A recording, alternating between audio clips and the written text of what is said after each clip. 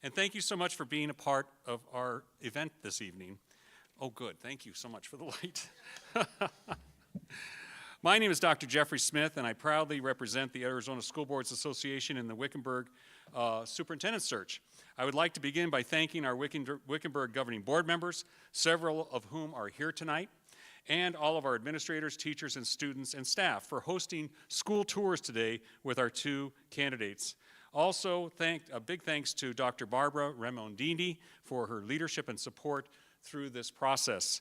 And a very special thank you to Casey Geip, Administrative Assistant to the Superintendent and the Board, who helped bring this entire process to fruition. Thank you, Casey.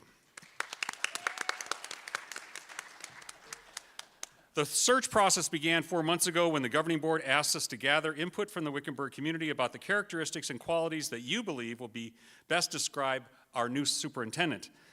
After an extensive search with many highly qualified candidates applying, tonight we have two finalists for the position of Superintendent of Wickenburg Schools.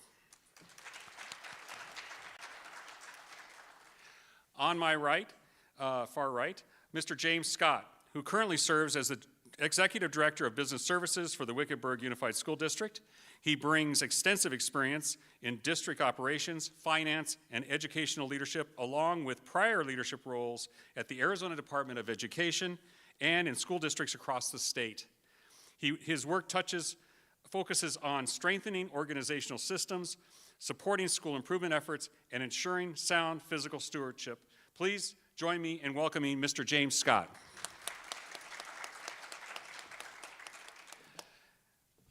Please, Dr. Michael Sievertson currently serves as principal of Yonkers High School in the Buckeye Unified Union School District. He brings more than 20 years of experience in public education, including leadership roles at both the school and district level. And his background includes instructional leadership, staff development, facilities, planning, and a strong focus on student achievement in school culture. Please join me in welcoming Dr. Michael Sievertson. Go ahead and have a seat. During our meet and greet, we asked you to submit question cards, and I have a bunch up here. We have sorted those cards into categories, and we'll be asking both candidates the same question. We will alternate who answers each question first or second. So if Dr. Sievertson asks the first question this time, Mr. Scott will do the next one. We'll set a time of approximately 1 to 2 minutes to respond to each question. And we do have a limited time, so our apologies if your question is not asked. We might have combined them with another one. Okay. Are we ready? Are you candidates ready? They've called this the lightning round. This is from a parent, and we'll start with Dr. Sievertson. What are your plans to increase enrollment and compete with homeschool and other online options? Okay, thank you very much. Thank you all for being here. Retention and recruitment of students is an issue for all school systems. It's something that we have to continue to focus on, making sure that the community and the members of it know that we are a place to be. We're a destination school because we take care of our students, we elevate them, we move them through our system where they can be high-achieving academic performers with also a pathway and a plan as they move on through their life. So we have to recruit and retain, and we have to be very proactive in our marketing of our product, which is an amazing school system, and make sure that that word gets out. We market it, we message it incessantly and continuously, tell our story about all the great things that are happening in our school system. So it is a place where students want to be, where faculty wants to be, where staff wants to be, because we're an amazing environment and we can be very successful, and we want your students. Thank you. I think we attract students back to the school or into the school system by just having a terrific school system, one that educates our students and has opportunities for our students beyond the classroom. And we do that mostly by supporting our teachers and our staff to be able to be as successful as they can, by providing them with the right resources, the right supports, and the right opportunities to work with students, and making sure we have systems in place to support students who are struggling. And then also, I would probably interview students who have left our school. Why did you leave our school? Let's get some data and information about why they're leaving our schools, and if we can use that data to improve our school systems, that's what we would do. Okay. Thank you. First with you. Will you live in Wickenburg and encourage Wickenburg Unified staff to engage in school activities and community programs? That's a great question, and I'm going to be very transparent about this. The first year as superintendent, I would reside in Wickenburg as a renter. I have a family situation where we're not able to move right now due to a family member's health, but eventually we would highly consider moving to the Wickenburg community, but in the meantime, I'd probably rent during the work week. The second part of that question is, I actually implemented last year through our 301 plan where teachers can earn their 301 funds, which is an incentive fund for teachers who do a well job, to add 10 hours of time for them to attend events and so forth and have that count towards their 301, and absolutely would encourage teachers and all staff to attend events when possible. Do you get that? Okay. Is it my turn? Your turn. Okay, thank you. That's a great question, and as a superintendent, you have to be heavily engaged in the community. I'll just share with you personally, I have a daughter that's 31 that lives in Gilbert. I'm hoping to be a grandfather someday. That's a complexity of how that might work. I have a son that is still at home. My wife has a great opportunity. She has a couple different job offers currently today, so we're waiting to see how all of that lands. And I'm not opposed to, nor is she, of moving to the community and being a part of it. I do have some personal things that will affect that, but I want you to know professionally, no matter where I sleep, I will be heavily engaged in this community, from outreach to the community, at the schools. You would never know where I sleep, because I will be omnipresent and I will be involved. Okay, next question. I actually have two questions. They're pretty close to the same, so I'll kind of blend them together. And this is going to go to you, Dr. Severson.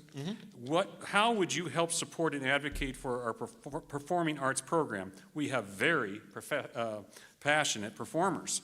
And what are your thoughts on how to sustain and build a performing arts program if the students don't have the programs available continuous through the K-12 system? Okay, so I am super committed to arts, activities, and extracurriculars. Academics are great, trust me, and that's a part of the process, but to heavily engage a kid and student and help them be successful, those other opportunities to engage are super important. And also, if I want to just nerd out as a researcher, the brain activity that comes with that also supports all the academics. So the social connections, the connection to school, finding your people, if it's art, if it's athletics, if it's activities, is extremely important, and we have to have a vision vertically throughout the system. Is that, okay, we might not be able to do this in kindergarten, okay, but at what point do we make sure that we are not only academically engaging our students and lifting them up, but a part of that equation of lifting a student up academically is in connecting them in some other ways outside of the classroom. So I'm huge into that. I'm a huge proponent of that. I've studied my own internal experiences where we do the research, and the academic achievement of the students that are involved supersedes and is higher than those that are not. So it's our investment we have to make and figure out how to provide that essential ingredient to a student's education, and they'll be successful. Okay. Mr. Scott? One of my favorite moments last year during my first full year in the school district was attending the Mamma Mia performance last year. I was absolutely just blown away by the talent of those kids and the work that went behind it. So we would absolutely continue to support the arts. We're also getting a new wonderful museum in town who's going to have an educational coordinator who wants to coordinate and work with the district. So we would definitely tap that resource. Financially, I think we have some untapped tax credit donation resources in the community, some retirement communities we can go into and educate them about what the tax credit donations are and how it's pretty much a dollar for dollar credit, and get some of those monies towards the arts. We have an amazing art team today at Hacienda. I did not know this room existed until today, but we walked into an art room. It was just an amazing space. And that also starts at the elementary level, making sure our students at the elementary level are introduced to art. So when they do get to the high school level, they want to participate in whether it's performing art, visual arts, that they're able to do that. Okay, thank you. Back to you, Mr. Scott. When faced with budget constraints, what core values or data points do you use to determine which programs must be protected and which must be cut or eliminated? Do this every day. So right now, Wickenburg's in a good financial position. We haven't had to cut any programs. There's been some reductions over the past few years, but we haven't had to cut anything. I think a budget, when you want to ask an organization what their true morals and values are, look at their budget. Where they're putting the dollars is that's what matters to them. So if you look at our budget, our academic expenses are way above other expenses. We do budget every year for arts, athletics. We budget for extracurricular things. We have funds from other sources. For example, we have the JAG program at the high school that's funded by the JAG organization. We make sure that those funds go directly to the JAG students. We do not take anything for district expenses. So it's been a priority in this district, and it will continue to be a priority under my leadership. Yeah, it's just, those are always hard conversations, and you hope you don't have to go there, but everybody's voice matters, and everything we do in the system matters, and it helps students grow in some way, shape, or form. And if there is a reduction situation, it definitely has to be vetted through the system. Nobody is least or more important, and nobody should be marginalized, and we have to fight to find ways to maintain the amazing level of education and opportunities we're delivering. Realities sometimes do come where you do have to cut, and that's just not me sitting in my office arbitrarily deciding, okay, we need to do this. No, if we get into those situations, that is a collective conversation that has to be vetted through the whole system from parents and students, and we have to figure out the least negatively influenced things. But I don't ever want to cut anything. We want to add, we want to enrich, and that's the philosophy. I'm also, a pragmatic realist, and if the time comes, then, we'll adjust. But the system seems to be in great financial shape. We need to continue to focus on those things and move forward and increase opportunities, and hopefully we do not have the conversation of reduction. But if we do, that's a global community conversation. Thank you. And this is back to you. Do you have a plan for increasing parent involvement and including students, community members, and others in decision-making processes for major district shifts? Absolutely. The more the merrier. I'm just one person, and I need everybody's brain and everybody's intellect and commitment to whatever it is we're doing. I'm a very collaborative leader. I like to hear from everyone and find the best solution. I don't care if it's my idea, where it comes from. We just need the best idea. So some of the things that I've done, obviously I'm a principal right now. I was a district level person for 7 years and led at that level, but it's engagement, providing opportunities. I have a site council now at my school, and engage the parents that way. I also have a principal student leadership group. That's the 25 kids that are recommended by my faculty. I work with them directly, and they help me a lot, and I learn a lot from them. So if I were to become the superintendent, I would continue on with all of the different opportunities to connect with the community. Obviously, the principals have their versions of that. I'll support them, and then whatever I can do to support them and or communicate with the district, if it's focus groups, if it's councils, I'm all for that, because we need everyone engaged. We need everyone to contribute the best who can, and we'll get the best outcomes. Absolutely. My best successes in my leadership roles has always come through collaboration. My ideas are not always the only answer. There's other answers out there. And I also think when we come together and we share our ideas openly, new ideas emerge that might even be better than anyone's idea at the table. So how do we get parents engaged? Maybe we continue the Parent Superintendent Council, which occurs every month, where parents learn about different district initiatives and different district projects and have input on that. And then they go out and share that information within their community, which anyone would be welcome to attend. Attending site council meetings, attending PTSA meetings, and then if tough decisions do need to be made, inviting the community in and getting their input and listening authentically. Don't just go in saying, this is the decision, and we're going to listen to you, and we're still going to make the decision we make. Really listen to your community and ask them what they really want out of their school district and see what we can do with that information. Thank you. Back to you. What are you going to do as superintendent to address declining enrollment due to ESA vouchers?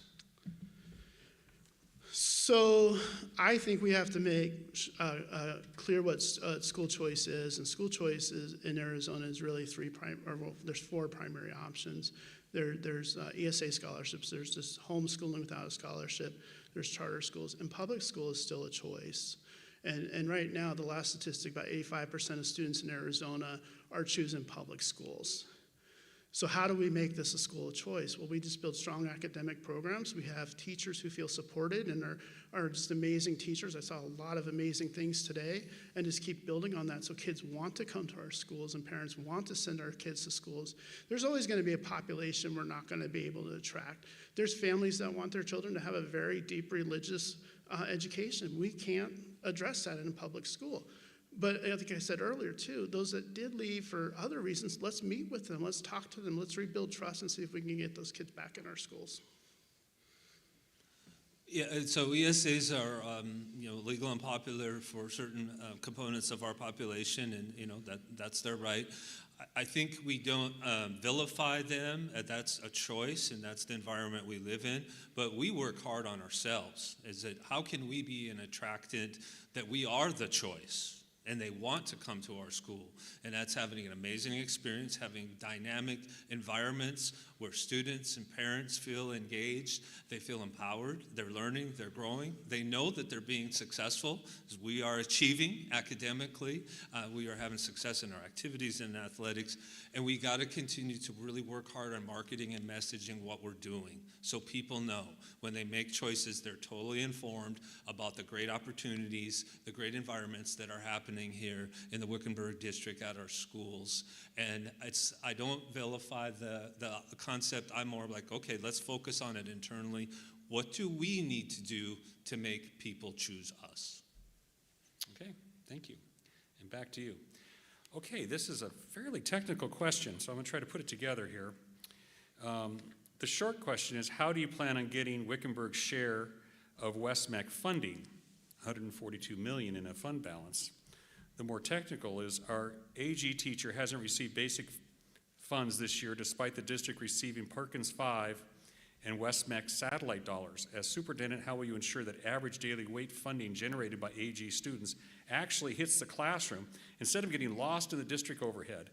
And WestMec is sitting on a massive surplus while our local satellite program is starving for consumables. What is your plan to recapture Wickenburg's fair share of that $450 million bond to support on-campus Center for Excellence?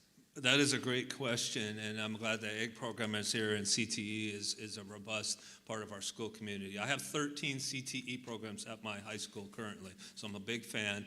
I know the value that the programs bring to our students and the career trajectories that they can go on. So WestMec is its own entity. It has its own funding source. They're aligned to the Perkins grant, which is a federal grant, and it gets a little complicated to chart the funding and how it should work going through their system, through the federal government to their system, and eventually impacting our schools. We have had our own conversations about what we should have with them, and that's an ongoing thing that we need to be communicative with the leadership of WestMec to make sure that we are legally getting our fair share, and those opportunities are trickling into our schools so we can bolster it on our site. I'm fortunate now to be only probably 5 miles from the WestMec Southwest location, so it's an easier commute for the students to get there if we don't offer their 13 programs they're looking for.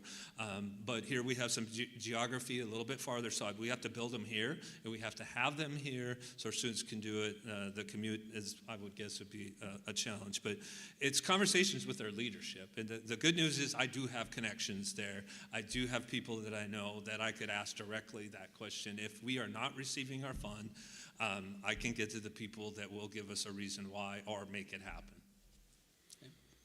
That is a very technical question that has multiple answers. In regards to the WestMec bond, that is not funding we would have access to. That's for WestMec's district properties and so forth. So that would not be funding we would have access to. We do receive annually funding from WestMec.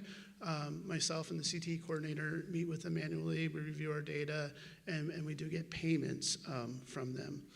We also do have a CTE Perkins grant, which is currently used. It's expended every year. The CTE department, we moved towards about a year and a half ago, moved towards departmentalized budgeting. So school sites, departments, including CTE, get their budgets, and they make the decisions in coordination with the superintendent on what's best decisions for their students and their needs. So I hope I answered that question. Okay, thank you. Next question is from a staff member. What are your plans for recruiting and retaining highly qualified teachers? And I think it's back to you, right? So recently, Arizona came out with a survey. The State Department of Ed came out with a survey of about 1,000 teachers who left the profession prior to retirement, and what were the top 4 reasons that they left, or top 5 reasons that they left, and salary was actually number 5. The other 4 regards to work conditions and feeling respected and feeling honored. I think that we need to honor teachers' knowledge, teachers' experience. Teachers are college-educated people. They're smart people. So we need to trust their input and and value what they want in their educational system.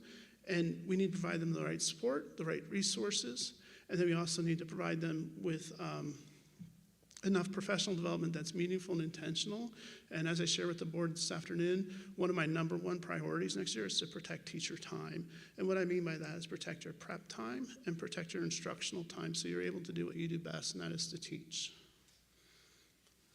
So yeah, recruitment and retention really travel together, and they're kind of one and the same. You can look at them differently, but well, first thing I would do is I would ask the teachers here as soon as I could, okay, why is this happening, so I could have an understanding of the unique situation here in the school system. I've been in other systems, and there might be different reasons. I don't want to go on any assumptions, but the things that I have learned that are generally universal is about creating environments that are dynamic, they're engaging, teachers are empowered to do the things they need to do to be successful. There is a highly communicative, collaborative. For the teachers in the room, I'm a huge PLC guy, and that process and the collaboration, the focus on data, because you got to track it. We got to keep score. Are the kids learning? We need to verify that, and we need to do that. But I've been a part of the systems that's raised up a whole school community by going down those roads and helping to elevate that. And if you create the environment where people want to be, and that sounds like a catchphrase, but it's true, and that means a lot of different things, and everyone has a different version of that, but there are aligning principles that come with that, and take care of the teachers. We want to support you and compensate you and be competitive, but I'm in the trenches with 90 teachers every day. And so I get it, and I live the life with them, and it's a matter of empowering them. We've had great success. We've built to that, and our teachers feel really, really strongly about the pride in our school. And if you can get to that point, it takes time, it takes work, it takes commitment, then you're in a special place. Then all the other things take care of themselves. People stay. You can recruit people because they want to be a part of your school. They want to be a part of your system. And that's a long time. I got a minute, I think. Fine. I could do that for an hour.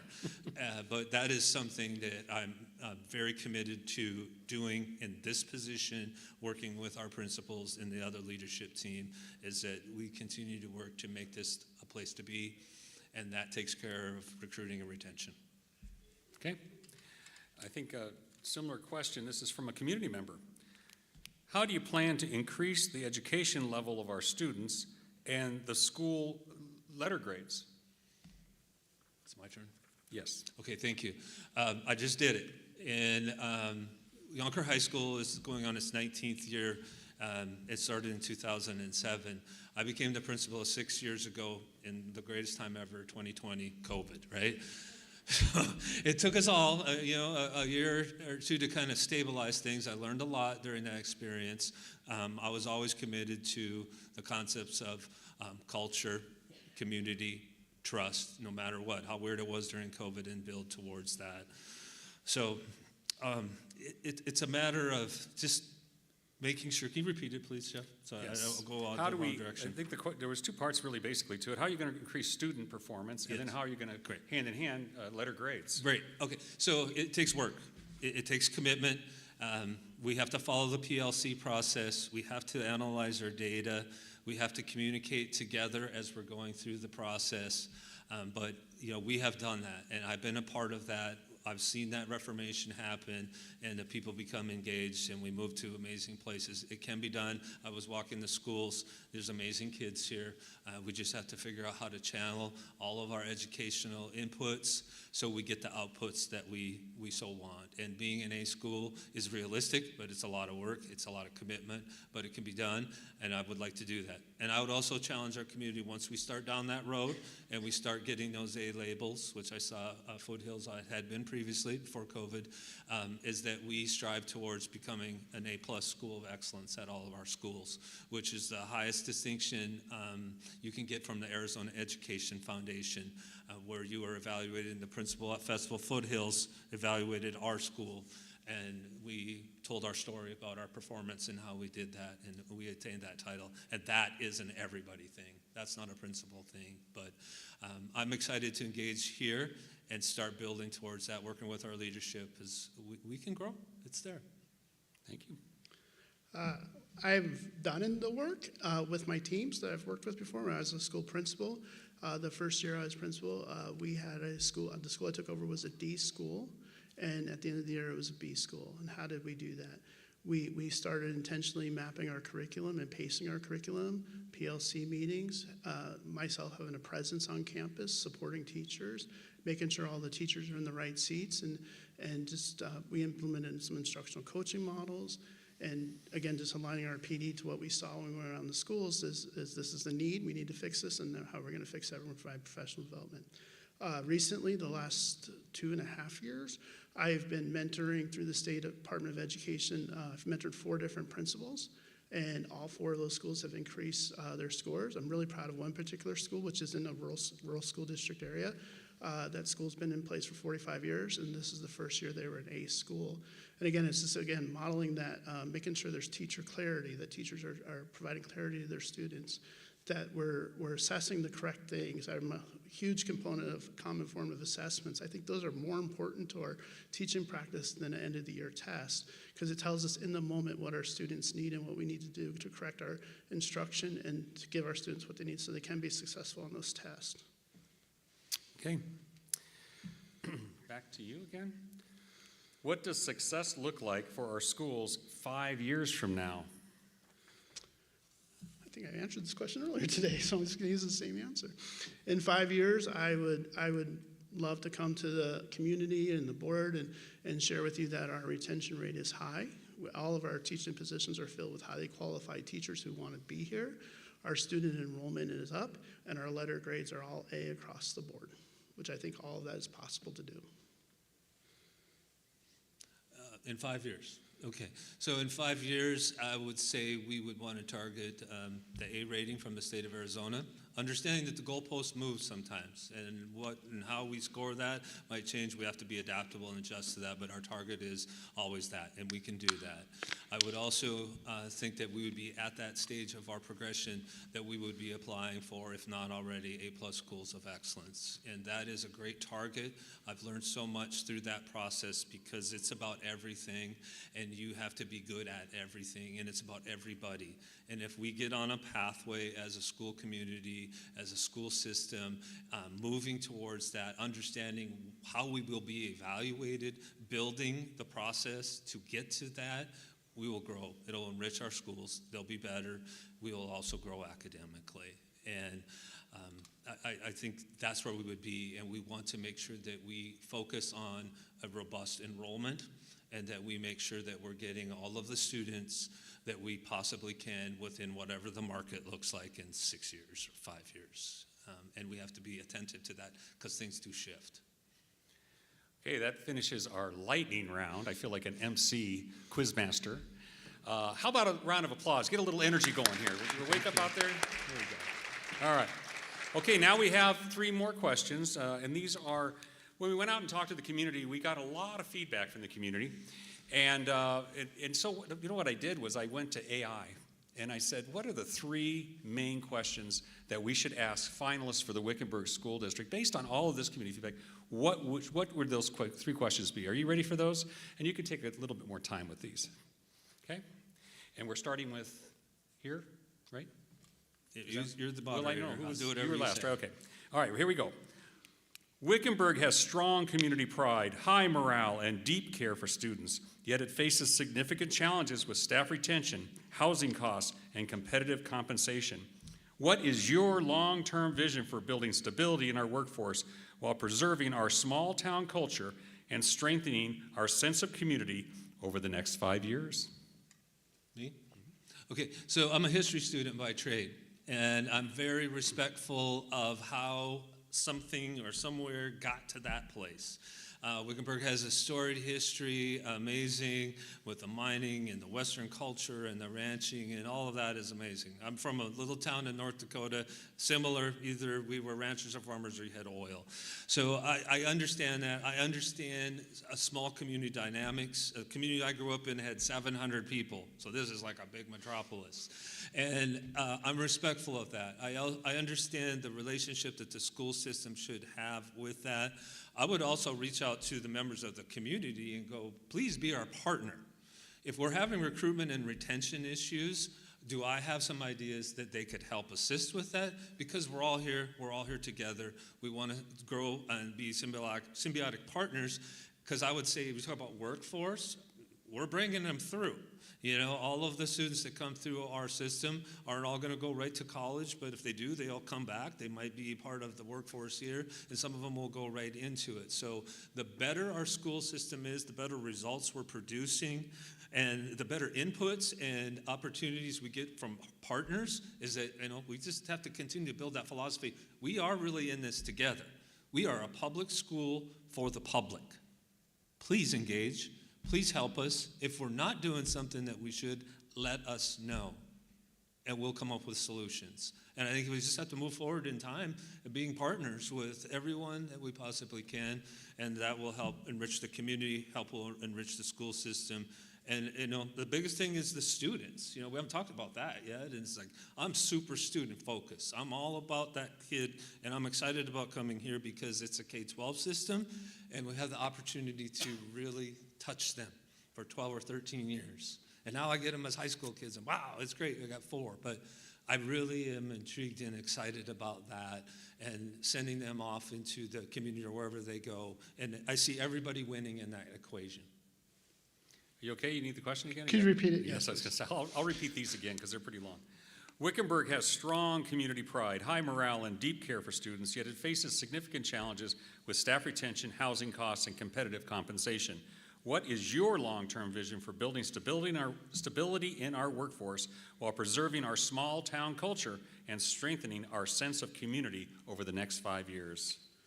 So that's actually one of the reasons I chose to come to Wickenburg 2 years ago, is just a strong sense of community. I've had ties to the school district prior in some of my prior work. I knew some people that worked here, been up here several times, and just was always amazed by this community support for their school. There's so many traditions that we would keep alive and keep going.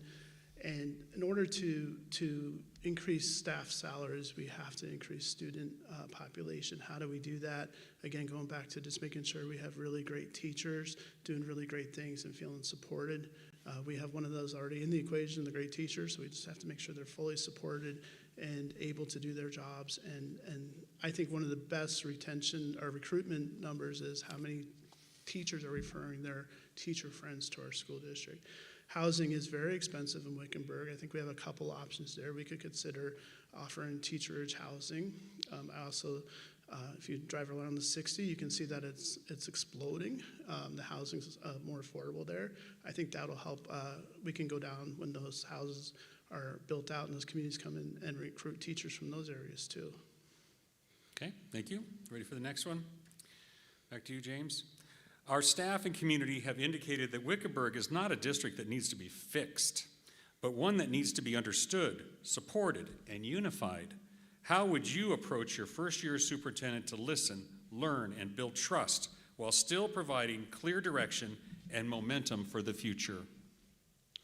So one of the first things I do my first year is what I would do is called a listening tour, and going to campuses and listening to our staff, going to public events and listening to our community, and just really gathering anecdotal data to determine what we need to do, what we're doing well, and then using what we're doing well to leverage anything we need to fix. It was really interesting to me today. I asked at all 4 schools the same 2 questions. And those 2 questions were, what's great about your school and what would you change about your school? And I got the same answer. And what was great about their schools is they like the collaboration, the small feeling, and the connection they feel together, which tells me staff are working together for a common goal and mission. And then one of their concerns is facilities. So that would probably be my first year goal to accomplish to improve our facilities. Mr. Sakato joined us about a year and a half ago. He's a director of operations. He's been doing an amazing job, but there's a lot of work to do. So we just keep working on that and getting those facilities up to par. So when our kids walk into our schools, they feel welcomed and they feel wanted and they know they matter. Can you repeat it, John? Yes. Our staff and community have indicated that Wickenburg is not a district that needs to be fixed, but one that needs to be understood, supported, and unified. How would you approach your first year as superintendent to listen, learn, and build trust while still providing clear direction and momentum for the future? That's a great question. Thank you, Jeff. Yeah, it's okay. People want to talk about communication, and you have to be an amazing communicator if you're a leader. And that means many different things, writing, speaking, but I think the most important one is listening. And as I grow as a professional, the more I pay attention to listening. And when you listen, you got to hear. And that's what I would do. And then I don't disagree with anything James said. It's like, you got to listen, you got to learn. You don't come in with your agenda like, well, we're going to do this. No, that's not my style. I have to have understanding so I know the right things that I need to do in my position to help support whatever desired outcomes that are there.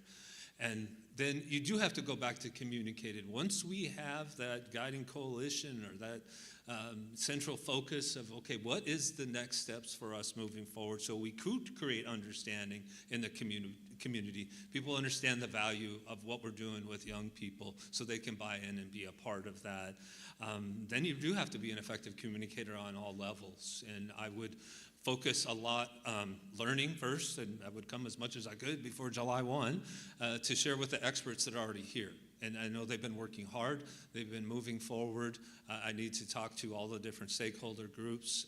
Had a chance with the board through this process, but need more teachers, principals, and the current staff. I mean, Dr.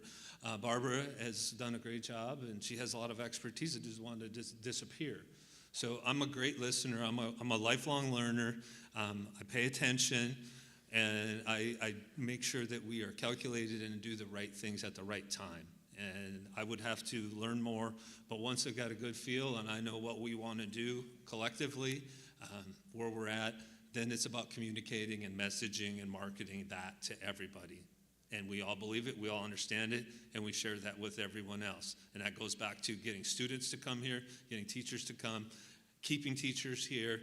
It's that whole blend of dynamic energy and commitment that you need to have. And then it's contagious, and it will trickle out to the community, be a positive agent for us if we're looking to change or whatever it is we're trying to do as a system. Okay. Thank you. All right, our next question, and almost our last question, I would say. Wickenburg faces both immediate facility and operational needs, such as infrastructure improvements, transportation challenges, and upcoming override and bond considerations, while also navigating ESA nuances and regional partnerships. How would you communicate a hopeful, forward-looking plan that brings staff, families, and the broader community together around shared solutions? I think it's you. Me? Okay. I was thinking about that. That's a very good question. It goes back to a lot of stuff I have been saying. You don't just magically create a strategy that's going to affect this and it's going to provide this. It's a continuing belief in a philosophy and a commitment to doing things a certain way. And one of the things as I was researching this position, I saw the Wickenburg Way in the portfolio, the strategic portfolio. I'm like, oh, that's awesome. Okay, what does that mean? And I don't know if that's defined or not, or if that was just a part of that time, but I think that would be a great thing for us to start working on to figure out what that is. In terms of facilities, I mean, wow, this is an amazing one here, is you need to have great space for kids to learn and for people to want to work. And we can't just, whimsically just go, oh no, we have to figure that out. And it's complicated right now in the state of Arizona because we get X amount of funding. The school's facility board helps some here or there. I'm in a community where we had to convert our gymnasium into classroom space because we're growing, which, that's what we're at, what we have to do. We have to be good leaders and be creative to make sure we deliver what we're going to do. But the challenges to get support, we have to continue to market, message the great things that we're doing. And then the superintendents have to continue to be in the conversation at the state level to help advocate for what we need as school systems, that nobody loses sight of that. And we have to be good citizens in our engagement and try to get everything we can from the school's facility board and then the state of Arizona. But eventually we have to come back to the community, and we have to ask for your support via bond and override elections. And I'm hoping that if we're doing all of the things that I've been sharing throughout these answers, and people understand what we're all about and that we are a place to be, our kids are successful, we're doing great things, we have tangible evidence to support that, then it comes times we're going to, hey, we need your support so we can continue doing this for our people. And I think that the sell to everyone and voters is that successful students and successful schools are good for the community. Please help us. Kind of as a follow-up to my last answer, as I stated earlier, Mr. Zaccato is in charge of director of operations. Our maintenance team is amazing. They're absolutely amazing. I would take next year, again, to really look at our facilities, repair what we can internally, update what we can internally. So when we do ask the community for a bond, that we're asking for things we truly need. We're just not spot checking and saying, oh, maybe we need that, maybe we don't do that. We're really asking for what we truly need so our kids have a comfortable learning environment that's safe and welcoming. The other component of bonds is typically IT. Again, we have an amazing IT team. In fact, our entire leadership team, and one of the reasons I wanted to apply for this position, I'm just so thrilled with our principals that are in our schools this year, and our cabinet is absolutely amazing. And again, asking IT, what do we really need? So we're not coming to you. One thing I was told when I was given this position at Wickenburg was, Wickenburg Unified are good stewards of taxpayer dollars, and we will always be good stewards of taxpayer dollars. That was my directive when I got this job. So we're just not coming to you and asking you for money for things we don't need, just really truly making those identifications. And then when we make that need list, having like community tours at different schools in the evening and saying, this is our wish list, what is your wish list? And putting those things on there so that it makes sense. So when we do go for that bond, the community's already bought into it, they've had say in it, they've seen it. It's not coming to them blindly like, oh, they want a bond for 20 air conditioners. Why do they need 20 air conditioners? We've already had that conversation, and you're aware that we need those air conditioners. Okay. All right, we have just a few more minutes left. I want to ask one more question, but I want to leave it really kind of open-ended to you two gentlemen. Maybe each of you can take a few minutes, share something personal about yourself. Tell us about yourself outside of work time and why you want to be superintendent of Wickenburg. We start with you, James. Well, personally, I've been married to my wonderful wife for 26 years, who I believe has a lot of patience and understanding. She's very supportive of my career, and we have two wonderful children. My daughter, Madison, is 22. She's living in Tucson right now, attending the U of A. She's majoring in anthropology, which means she'll probably be doing customer service at some point in her life. My son Nicholas is 19, and he shocked me last year when he told me that he's at Phoenix College right now, getting ready to transition to ASU.